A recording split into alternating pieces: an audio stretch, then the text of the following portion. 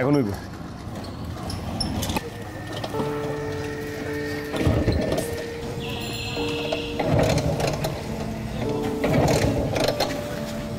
আরেকটু।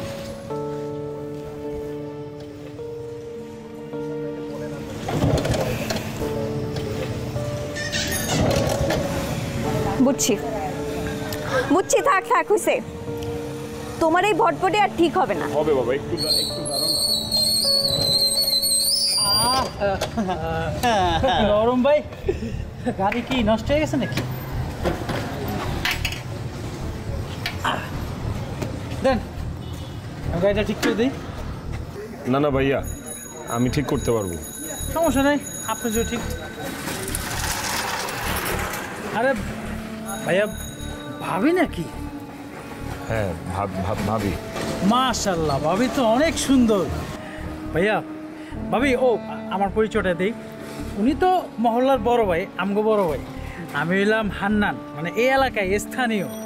আর ভাবি, মানে কোনো যদি সমস্যায় পড়েন খালি হান্নান রে কইবেন। আর একটা কথা ভাবি, বাইরে আমি কত করে কইছি এই বাঙ্গারি হুন্ডাটা চেঞ্জ করে, হ্যাঁ জীবনে চেঞ্জ করলো না। এই যে দেখেন, রাইতের মধ্যে একটা বিপদে পড়লো, রাস্তার মানুষ কেমনে চায় রয়েছে দেখছেন? এটা লজ্জার বিষয় না ভাই। আপনি কাজ করেন, হুন্ডাটা আপনি ঠিক করে বাসায় আহেন, আমি ভাবির একটু পৌঁছাই দিই, হেল্প করি। ভাবি আসেন, আমার বাইকে আসেন।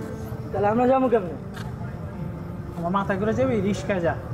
যা, টেনশন করিস না, কিউট বাবু রে, ঠিক মতো নামা যাই। ভাবি আসেন আসেন। ভাই আপনি গাড়িটা ঠিক করে আসবেন। ঠিক আছে, তুমি ঠিক মতো বাসায় এসো। হ্যাঁ, আমি গেলাম।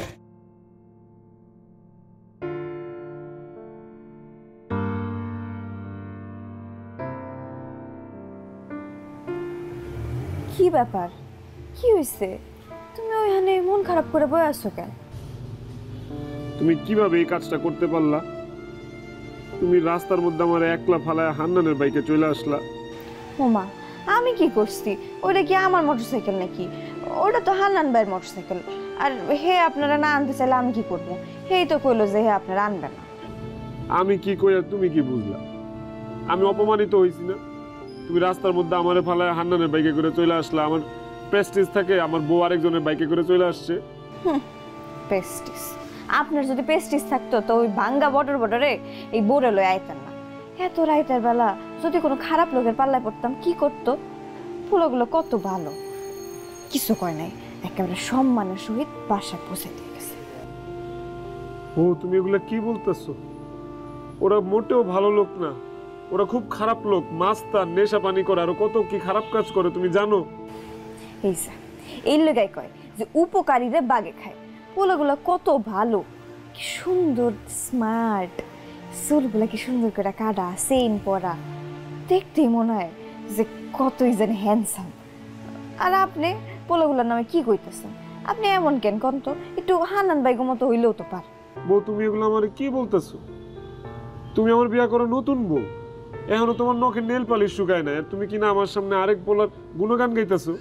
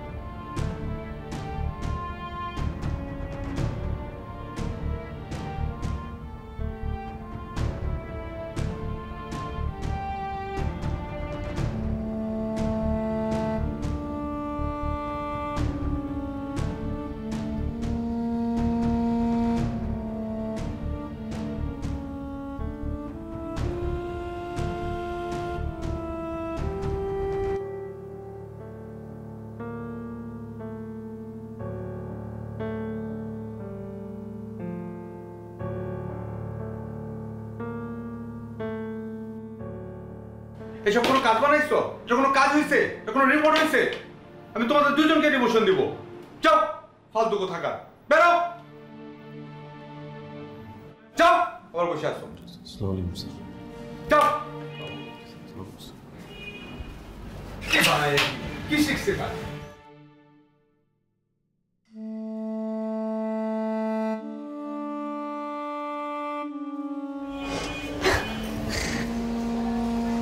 কি হলো? কি হয়েছে তোমার? এদিকে আসো, এদিকে আসো, বসো। কি কেমন লাগতেছে? আমারে চিনতে পারো না ঠিক মতো না? সুন্দর লাগতেছে না আমারে? পুরো একেবারে নায়িকা মতো লাগতেছে না? তোমার তোমার এই অবস্থা কেন? কি হয়েছে তোমার? কি হবে? আমার সুন্দর লাগতেছে কিনা তাই কও। ও, তোমার তো আবার এমন দেখা। আচ্ছা যাই হোক, আমার যে এত সুন্দর লাগতেছে এর ক্রেডিট কিন্তু পুরা হান্নান ভাইয়ের। হান্নান ভাই কইছে কি জানো, ওই যে ফিল্ম ডিরেক্টর আছে না সেন্টু, উনি নাকি ওনার মামা হয়। এফডিসিতে গেলেই আমার পুরো নায়িকা বানাই দিবে। তুমি আবার ওদের সাথে মিশছো? সি সি সি, তোমাকে আমি না করছিলাম যে ওদের সাথে মিশো না, কথা বলো না। আর এগুলো সব মিথ্যা আশ্বাস, ওরা ধান্দাবাজ। তুমি আর ওর সাথে কোনো কথা কইও না। ছোট্ট সব শুরু হয়ে গেছে না? মানে আমার একটু ভালো দেখে তোমার আর সহ্য হইতেছে না। দেখছো আমার একটু ভালো লাগতেছে, আমি একটু পরিবর্তন হয়েছি, আর তোমার শুরু হয়ে গেছে। তুমি বুঝতেছো না, তোমার সহজ সরল পায় ওরা তোমার ক্ষতি করবো, ওরা ধান্দাবাজ। দেখো, আমি বুঝি, আমি একদম সহজ সরল না। মানুষ কেমন হয় এটা আমার ভালো মতো জানা আছে। আর হান্নান ভাইয়ের মতো তো মানুষই হয় না। শোনো, তুমি নিজের একটু পরিবর্তন করো। এমনি করে চললে হইব নাকি? একটু স্মার্ট হও। হান্নান বাইরে দেখছো না, এর মতো হও। আর তুমি যদি এমন থাও, কয়দিন পর তো মানুষ তোমার আমার পাশে দেখে হাসবে। মুক্তা, তুমি যদি আমার কথা না শুনো, কালকে থেকে কিন্তু আমি বাইরে দিয়ে গেট লাগায় যাবো অফিসে যাওয়ার সময়। কি কইলা তুমি?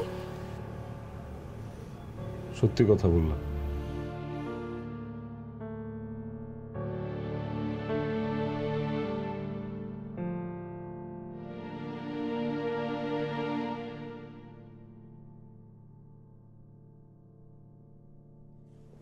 কি অবস্থা স্যার? আজকেও আপনার মুড অফ। বস নিশ্চয়ই আজকেও আপনারা অকারণে বকছে। মন খারাপ করিয়েন না। এই যে কফি খান। জানি না জেসমিন, বস আমাকে কিছু বলে নাই। পারিবারিকভাবে যদি আপনি ভালো না থাকেন, তাহলে যে আপনি অন্তত সুখী না, এটা কিন্তু বলা যায়। মাত্র তো আপনি বিয়ে করেছেন, এখনই?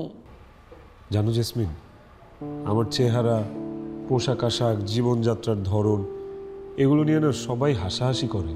স্যার, অফিসের লোকজন, পাড়া মহল্লা, সবাই। এলাকাতে কিছু পাতিমস্তান আছে, ওরা সারাদিন আমাকে বাবুরাম সাপুরে বলে খেপায়। আর কি বলে জানো? বলে যে এই চেহারা নিয়ে আমি কোনোদিন কোনো সুন্দরী বউ পাবো না। একদিন জিদ করে গ্রাম থেকে এক অসহায় দরিদ্র পরিবার থেকে সুন্দরী একটা মেয়েকে বিয়ে করে নিয়ে আসছি। লক্ষ্য ছিল বউ সুন্দরী হতে হবে, যেমন কথা তেমন কাজ। কিন্তু সুন্দরী বউয়ের পেছনে যে চারপাশে মানুষের এত হাতছানি থাকে, সেটা বুঝতে পারিনি। মানুষকে দেখানোর জন্য বিয়েটা করলাম, আর আমার বউ এখন মানুষকে দেখানোর বস্তুই রয়ে গেল। স্যার কি বলছেন এগুলো আপনি? মাত্র তো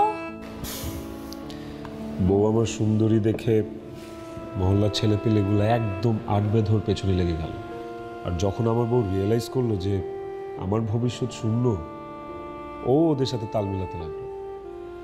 কিন্তু আমি কোনোভাবেই বোঝাতে পারলাম না যে এই ছেলেগুলো বিকৃত মন মানসিকতার, এরা যে কতটা বিপজ্জনক, কতটা খারাপ, কোনোভাবেই বোঝাতে পারলাম না। জানো, কয়েকদিন বাহির থেকে গেট লক করে আমি অফিসে যেতাম, কিন্তু আমার বউ যে ভেতরে ভেতরে ডুপ্লিকেট চাবি বানিয়ে রেখেছে, সেটা আমি ঠিকই বুঝতে পেরেছি। কি করবো জেসমিন, বলো? মানুষকে কি আটকে রাখা যায় এভাবে? অবস্থা তো ভালো মনে হচ্ছে না স্যার। আপনি যদি সমস্যাটা ধরেই ফেলেন তাহলে সমাধান করে ফেলেন। মানে? স্যার, নিজেকে বদলাই ফেলেন।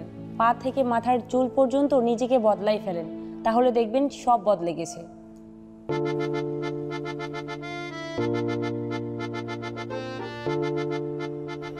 Cheers.